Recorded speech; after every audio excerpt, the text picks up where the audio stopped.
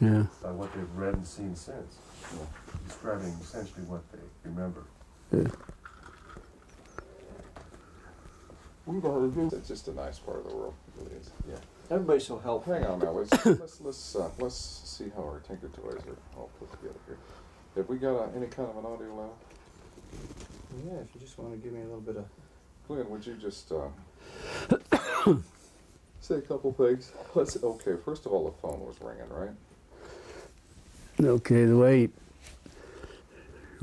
I became involved in this was started out in the early afternoon, around probably 1:30 in the afternoon, and I received a telephone call from the mortuary officer out at the Walker Air Force Base, Army Airfield Base, and he was inquiring about what would be the smallest possible casket that we could get that would be hermetically sealed. And at that time, I know that we had used like the 4 feet and caskets. We had used those before, but I thought they also made them in a 3/6. So, but he wanted to know if we had any in stock, and I said no, but if I can make a call to Amarillo, I can have him in, by 7 o'clock the next morning on a truck. So he said, I'll get back to you. And that was the first contact that I had with the base. And then what? Then he called back, probably 45 minutes or so later. And he said, I need to ask you some more questions. He said, in case something like this should happen, he said, we need to know what the preparation, what your preparations are for the bodies that had been laying out in the elements, And he said, we need to know also what if your treatments of the bodies are the remains, what could you do to them, and if your treatments, would it change any of the chemical breakdown of the tissues, the blood? Would it make a difference? And I said, I thought probably it would. And I said, of course, he knew exactly how we would treat those bodies because we have an outline from them and what we really have to do. I think he already at that point knew exactly what we would have to do. Did he disclose to you what he had? No. I told him, I said, if you have a problem, if you want, if you have something you don't really know what to do about it, let me come out, and I'll, try to help you do whatever you want to do. And he said,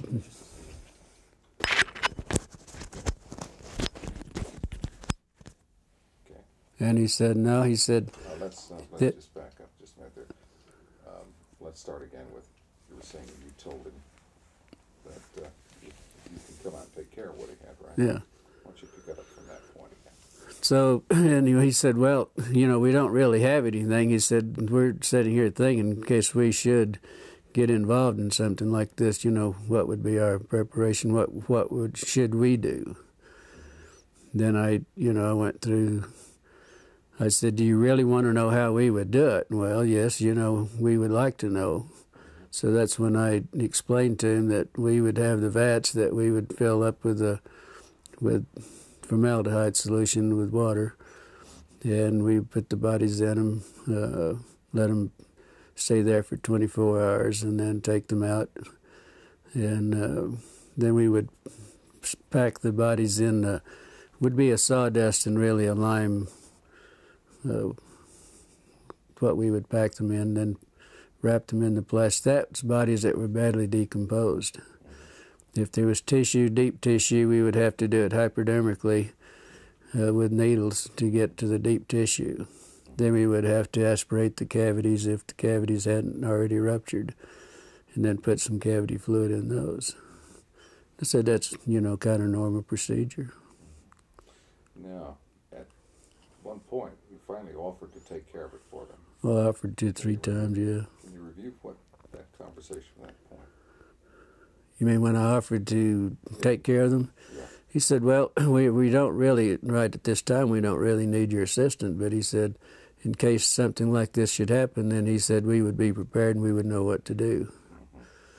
Then we got back onto the subject of maybe not damaging any of the chemicals, compounds or anything with the bodies, or tissues, whatever, because and they wanted, how would you pick bodies up like that, and what would you do not to contaminate any of it?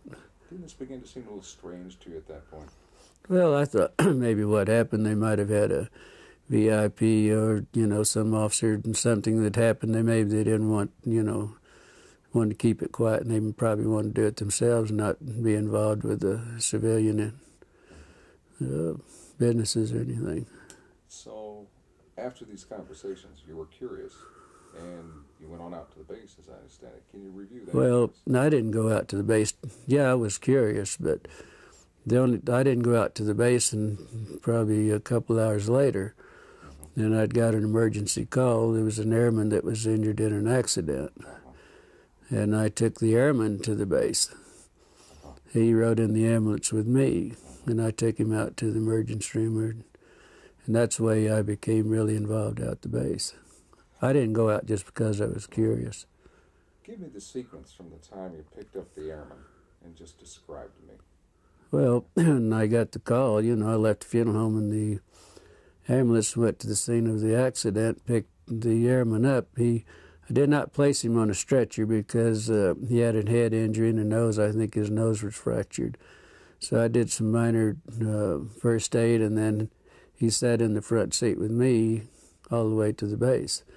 When we got to the base, then he walked into the emergency room. I didn't have to take him in. They didn't bring out a gurney or anything. He just walked in on his own. Then I never did see him after that. Then I had this friend that I wanted to talk to and see. This is a lieutenant nurse that I knew quite well, that had only been there only been commissioned and been out to sign. This was her first assignment out to the air base. And I wanted to talk to her, and so I was going down the hall, and first thing, the lieutenant that I wanted to see was coming out of one room, going across the hall to the other. And she noticed it was me. She said, "How did you get in here, and what are you doing in here?" And she said, "You better get out in a hurry." She said, "You're going to get in a lot of trouble." She said, "Would you please leave and get out of here in a hurry?" And then I turned around, and she went on into the other room. Then in about the time I turned around, there was another officer said, "Hey, wait a minute." And I said, "Looks like you had a crash." He said, "I see there's some, in the ambulances out there, I see a lot of wreckage." And I said, "Where was the crash?" And he said, "There wasn't any crash." And he said, "Just wait a minute." And then he said, "Wait a minute." And I, stood there for a minute. And he turned around, and evidently he must have waited for somebody else to come out, because there was another officer coming out. He said, "This man says there was a crash out at the base." He said he wanted to know he was inquiring about our crash. And this was when I encountered, he was a red-headed officer, and very nasty, very rough. He said, "You did not see any crash. There was not any crash." And he said, "You get the hell out of here, and you didn't see anything, and you don't talk to anybody." He said, "You're going to get in a hell of a lot of trouble." And I said, "Look, I'm a civilian. There isn't a damn thing you can do to me about it." He said, "No, but somebody might be picking your bones out of the sand." That's when he made the remark there. Then there was a black sergeant that was standing beside him, and he said, "Yeah, but he would make better dog food for our dogs." Of course, I didn't understand that, but my father happened to be an old trapper and for a hobby and everything. And I said, "My father uses guys like you for bait in these coyote traps." And then there was two MPs that joined me right on, took me outside, and each holding me by my elbows, and they escorted me out back to the ambulance and followed me all the way back to the funeral home. Now, as you were entering the hospital, you saw something in 3 trucks. Yeah, because usually where I parked, there was 3 field ambulances parked in the area where I usually park, where we back up to the ramps. So I just pulled up to the side in front of those and parked out in the front, and the airman and I got out and walked in. So when I got up, went up the steps and up the ramp, and I was walking, going into the emergency room, I noticed that the doors were open, but what was odd about it, there was an MP standing beside each one of the vehicles in the back, just standing there. And the doors were open. Naturally, I was curious, and, I just happened to look in. That's when I saw some debris that looked like parts of a plane or something that they hadn't had a crash. Because I've seen them do this a lot of times, bring in pieces and the old ambulances in. Can you describe the debris? Yeah, I noticed in 2 of the ambulances there was some debris that was probably 2.5 to 3 feet, long and probably high, that was propped up on the side of the ambulance there. They were kind of in the shape of maybe like a half a canoe. They were like the front part of a canoe. And, it looked like it might be aluminum, but it looked more like the metal looked more like stainless steel that had been heated. It was blue, kind of a bluish tint to it. But what was odd about it, it looked like around the curved part in the front of the canoe, there was some designs or something. It kind of reminded me of maybe some Egyptian signs or whatever. And it was probably about 3 inches in high, and probably the length of what the wreckage I saw, it looked like it was the length. And the same thing was in the other ambulance too. I mean, I saw practically the same thing. The pieces that were practically the same size, and the insignias looked like whatever that might be was part of the wreckage. How did your friend feel about what she saw? Well, I didn't know really until the next day. And I called out. I kept trying to get a hold of her because naturally I was curious and I wanted to know what was going on. And so I called out the next day, and then probably around 11:30, she said, "I know you've been trying to get a hold of me, but I haven't been available." And she said, "Why don't you meet me at the officers' club? If you have time, meet at the officers' club, and we'll have lunch. And I want to talk to you." And the funeral home we had at that time, we had some of the businesses there had an associate membership to the officers' club, and our funeral home had that membership, and also had a card to identify myself and what business that I was, associated with. So I had no problem. One time I'd go to base, all I had to do, a lot of times if it was in the evening, I'd have to stop and sign a visitor's and get a visitor's pass and then turn it in when I left. But there was no problem going out there. So I went on out and met her. Beg your pardon? Tell me about lunch. Well, we, both ordered. I'm not sure, remember what we ordered, but it was just a light lunch. But she was so upset. She looked like she was, in shock, is what she really talked like and looked like. And she said, I said, well, I was just curious. The only reason I want to talk to you, I was curious on what happened.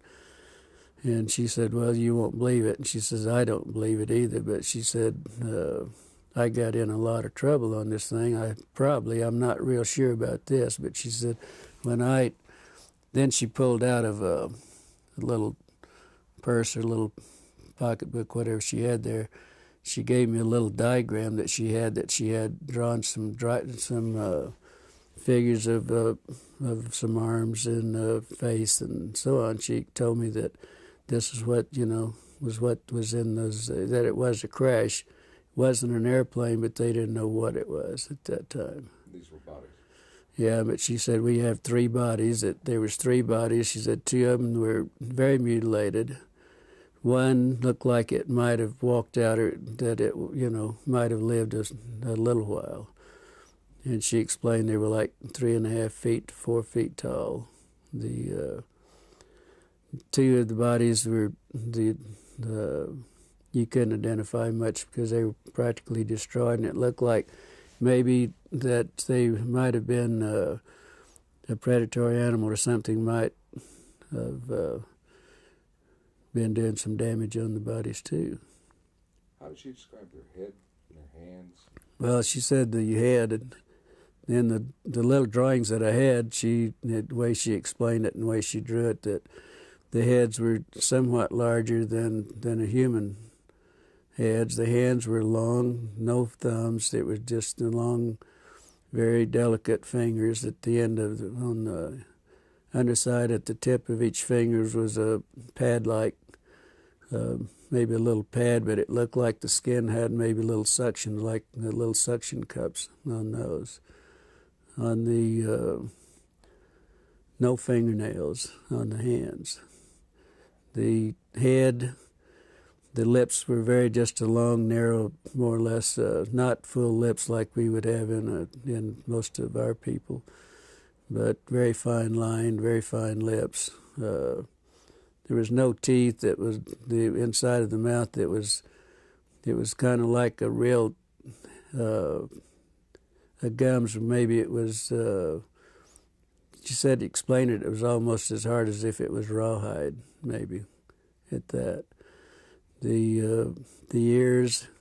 There was only 2 small orifices on each side of the head with looked like a couple of small lobes that might, some way that might cover both of those. But there was not a protruding ear. And also that the nose, there was only 2 small orifices in the nose. There was really no nose that was convex. It was all just flush with the face. Was she emotional about all this? Very much so. Very emotional. She would have to stop and drink water every once in a while, and also she never touched a meal all the time we were talking in an hour and a half that we were there. She never touched her meal. Any other demonstrations of emotion? Indications of how she was upset? Well, just, every once in a while she'd go like this, and wringing her hands, and she said it was the most I've never been so horrified in my life. I've never seen anything so gruesome in my life. I've never smelt anything that smelt worse in my life. And she told me that when I saw her, she was leaving the room to go to the bathroom because she was deathly ill and was going to throw up. Did she recognize any of the doctors by the examining the body? She told me, she said, I asked her that question, which of the doctors, and she said, I don't know that I knew them, and that was her answer. So, but she said she walked in the room and they said, hey, we need you, you need to help us. And that was the way she became involved in it. And then she got ill. The doctors also became very ill. They would have to do a little examination, then they'd have to leave and go sit down, and then they would come back and do a little bit more. It was that bad. After your conversation with her at lunch, can you describe what happened next?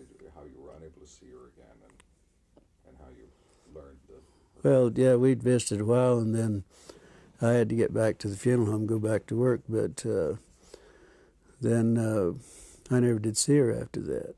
And I called out the next day to see how she was feeling, and they told me that she wasn't available.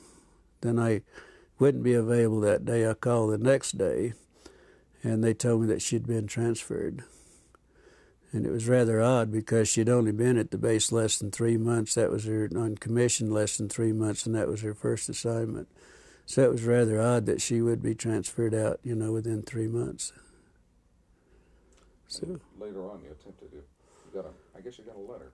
Then about 2 weeks, probably 2 weeks, at least 2 weeks. Could have been a little longer, but I know it was at least 2 weeks. I got a letter addressed to me at Glendennis at the Ballard Funeral Home.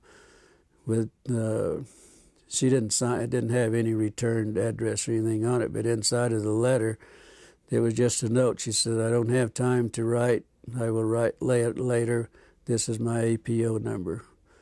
And that was the extent of it. So then I wrote back to her and asked her more or less how she was feeling and why the sudden transfer, and then I hoped that she wasn't in any trouble. It was just a short note. I really didn't go into a lot of detail or anything. Then probably 3 weeks or probably a month after that, then I got the letter that I had mailed to her. It was returned. It was stamped return, and also it's in red printing it said deceased, and that's the last time I ever heard anything about it. Then, then I went out to the base a few days later, and I was talking to one of the nurses, and I said, whatever happened to the lieutenant? And she said, well, the rumor is that we heard that she was killed with 5 other nurses in a training mission in a plane crash. And that was it. No indication of where? Well, it was in London, England. She said in the note that she sent me that she was in London, stationed in London. And that was it. That's the last time I ever heard. Do you believe that she's dead? No, I don't think so. After all that's happening and after, threatening me and everything, I doubt very seriously that she was. I would hope not. What would you like to say to her if she happened to see this? Well, if she happened to just see it, if she feels like if she wants to talk, if she feels like I would like to hear from her, yes. See what's been going on in her life and why she wasn't able to contact me. If she, feels like it.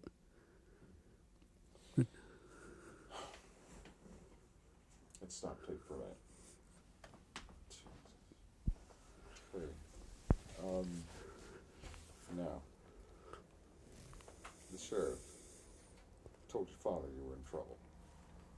Okay, what happened there? Then the next day after I was there, when I had the problem with the officer and the black man, I was told my father was contacted by our sheriff, George Wilcox, which was a very close friend of my father's. They were very good friends.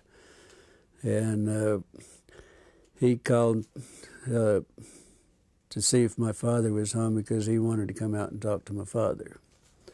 And he did so, and he told my father that there was a black sergeant from the base that came to his office, was inquiring about who my parents were, my mother and my father, if I had any brothers or sisters, and all, wanting to know what my personal family, who they were and where they were.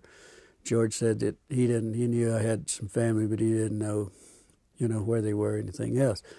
So anyway, he told my father that he did contact my father, and he told my father that he thought I might be in some trouble. And but they evidently didn't explain why I was in trouble. So, first thing my father did was get in his car and come to the funeral home. He said we had to talk because he and I were very close. We were real good friends. The best friend I ever had was my father. He said, I've got to talk. He said, if you're in trouble, he said, we've got to do something about it. And I said, I'm not in trouble.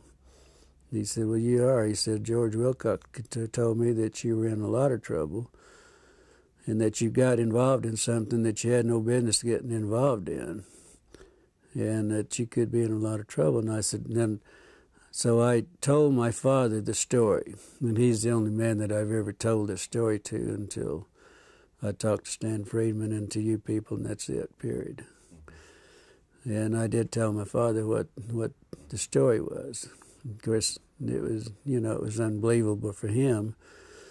But then he became very upset, and he wanted to go shoot a few people and all that because they did threaten my life, and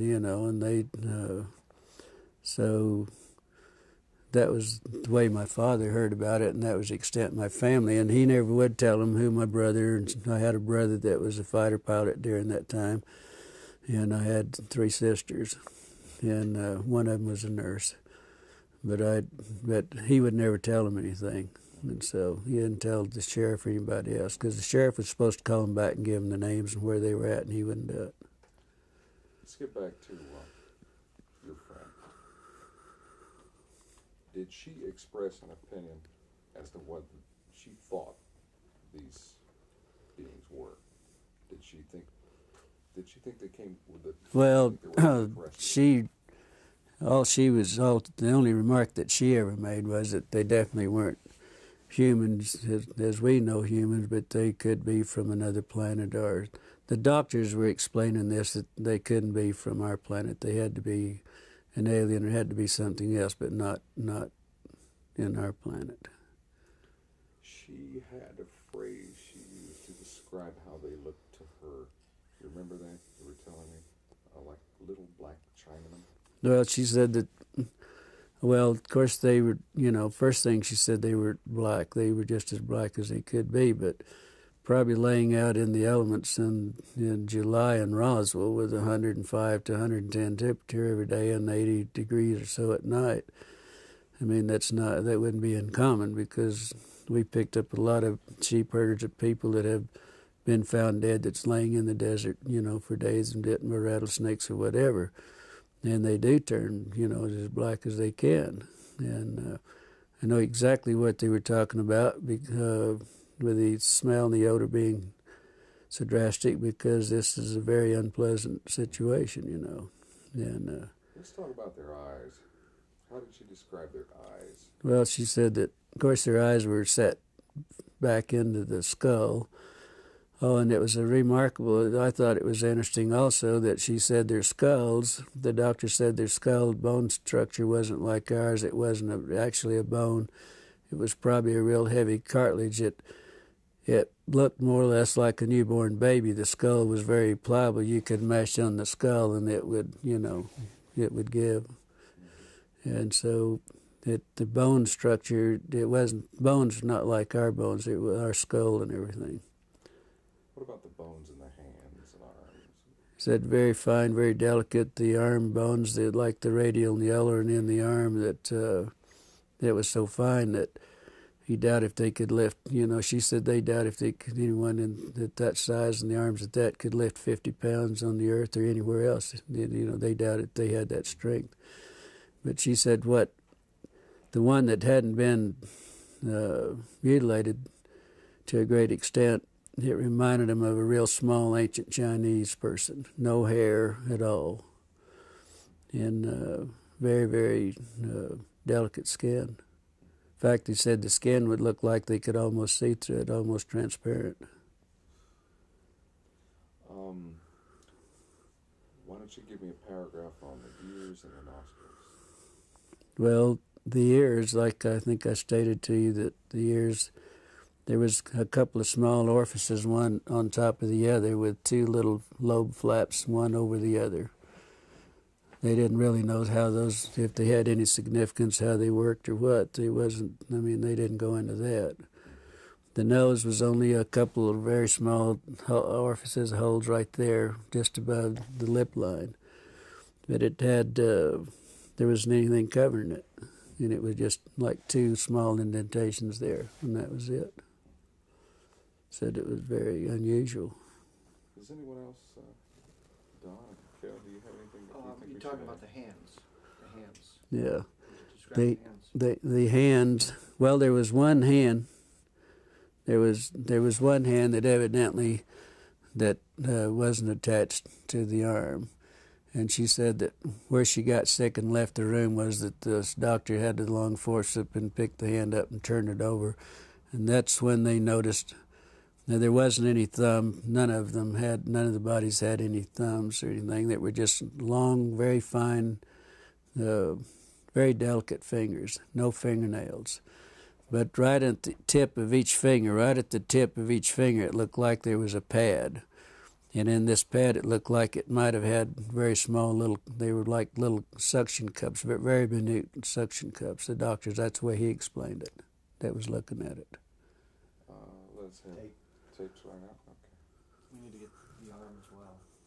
Okay, yes, the Which arm. goes with that. We need to go about the arm. Really? In the magazine we publish, and with the pads at the tips of the fingers. Maybe you can get Can you get a copy of them? I can send you a copy. I'd be happy to. It's amazing. It all fits together. That's the And they thing. would It not just have fits known together. about Obviously, it would know about your information. Yeah, well, see, I've never vice discussed this with anyone. My father was the only person I really ever discussed this. I didn't discuss it at the funeral home or anything else. I never discussed it with any of my family, period. I never have until I met Stan Freeman 2 years ago. It's the first time I ever discussed it. Would you have an interest in some dubs of testimony that we get from other people here? I'd be happy to. Well, I'd love to, yeah, but I'd love to. I'd like to have a tape of mine also, if you, Sure, don't, absolutely. Of course you we can know. do that. Maybe we can send you two, one for each hand. Or My, something. my daughter said if, I want a tape of this and I want to keep it, and I want it in the family, but. We'll make you up. Yeah, I would love to, whatever, if you guys feel comfortable, I'd love to, have some tapes of whatever, Absolutely. I We've would. got quite a few that we could probably run off. What you have VHS or Beta machine? Tape? I'll see to that we get some dubs of other people's interviews. I just go to Kmart or wherever and buy the. I think we have the tape going now. Why don't we start with the thing? Well, he talked about the hand, so for continuity, it might be good to go to the arms. This will all be edited anyway, but we can start wherever you like. You want to go with let's start with the arms, okay? Anytime. Oh, forget the camera. Seeing if he was ready. It's not there. Yeah. It's not there. That's all right. But you were asking me to describe the arms, and this was another thing that the lieutenant brought out, that it was very the difference between theirs and ours, that from the wrist to the first joint here, that it was probably 1.5 times longer than the top part up here. It was very odd looking. It was very odd, she said. And the very small arms, very small. Bone structure? Bone structure, of course, I asked her about the bones because we were talking about the wrist bones and everything, and she said it was very similar to ours, but the bones were so small that their bones probably wasn't in the arms wasn't any larger than my finger. Wow. So. Okay, now give me 2 or 3 sentences on how they were dressed. If they were dressed. We never mentioned it. Is that right? Never talked about the dress. Did she say anything about sex, or was she able to determine? She said she really never, she was so sick and everything that never even entered her mind. So that was it. I guess not. No way to determine the sex of the beings then.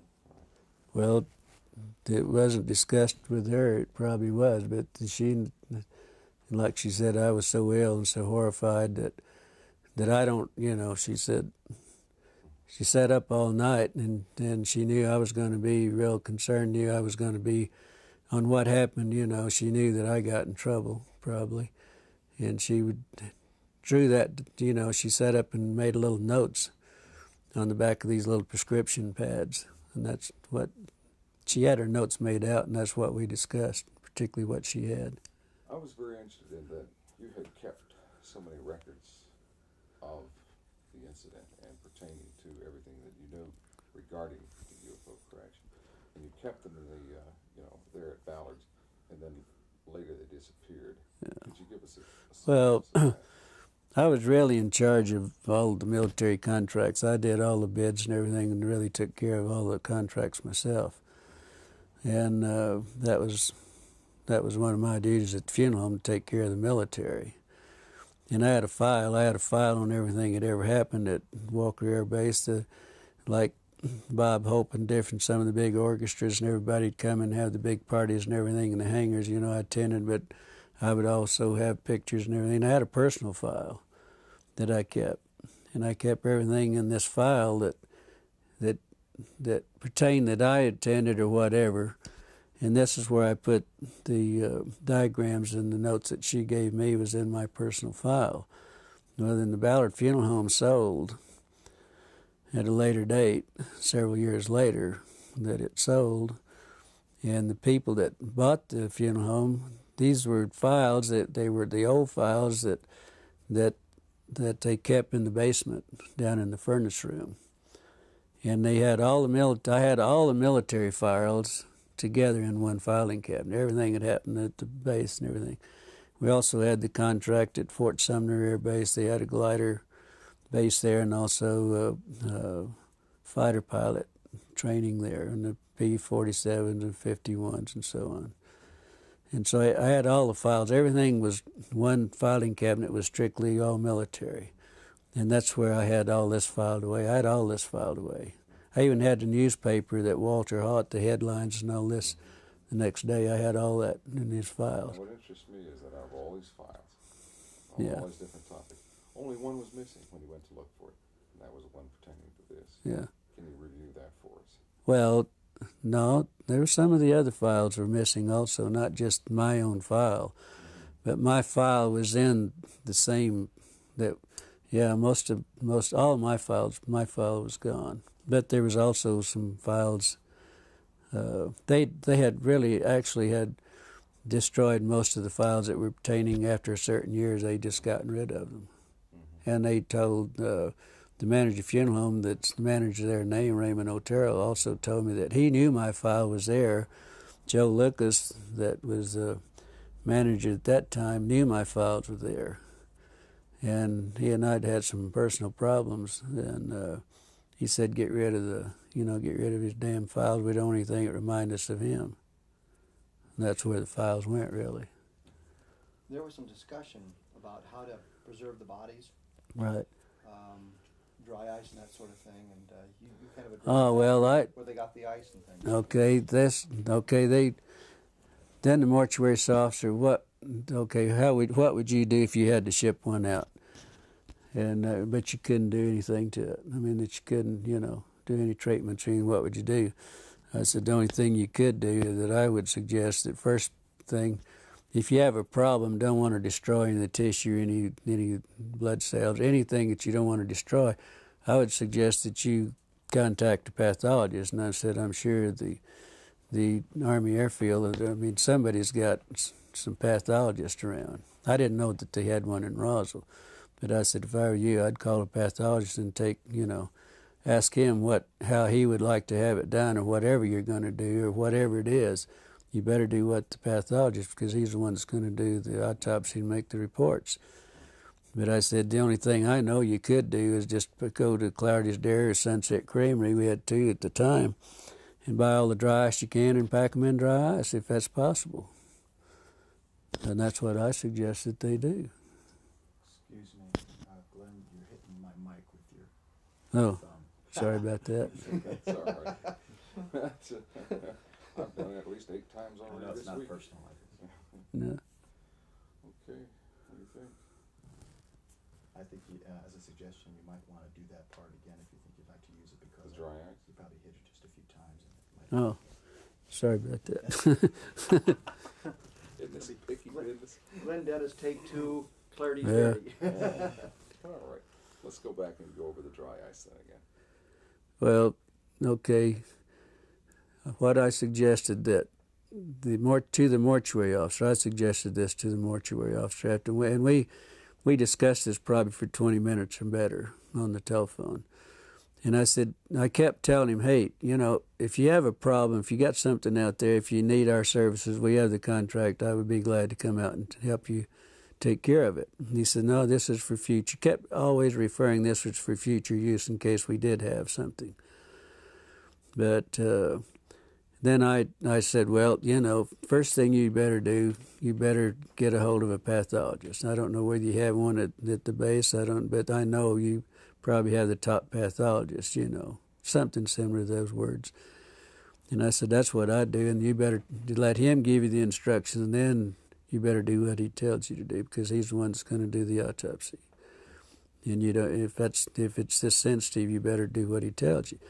But I said, the only other suggestion I can make, that you go to Clarity's Dairy or you go to Sunset Creamery, buy all the dry ice you can and pack whatever you have, whatever the problem is, you better pack it in dry ice and then do whatever you have to do with it, because that's the only way. They tried to put it in the morgue. Out at the morgue, they had 2 refrigerated body compartments that we used to put them in, and then we would go out and get the bodies from there. But they always brought the airmen to us, but on the dependents and everything, we went out for them. but they weren't cold enough, and it became so offensive. They were afraid they were going to upset everybody in the hospital. So they later moved them over to a hangar, and that's the last that she knew anything about them too. The lieutenant knew anything about them, but she didn't know how they moved it or anything about it. But they were taken to a hangar because the odor was so offensive they couldn't. That, like they said, it was upsetting everything. That's great. So, Fantastic. Yeah. Did she ever tell you where she thought or where she was told the bodies went from Roswell? I'm sorry. Where the bodies went from Roswell? Did you know where they were shipped out? Did you know where they went? She didn't know. You never, She never told me. She never mentioned any never suggested them. no suggestion whatsoever. She just said that the last she heard they were in a hangar, and that's all she knows. And we never discussed anything else. I guess if that takes care of everything, would you like to watch it? Well, there's a portion of it just to get an idea. You don't need to watch the whole. Sure. Yeah. Let's turn it around and watch it. Do you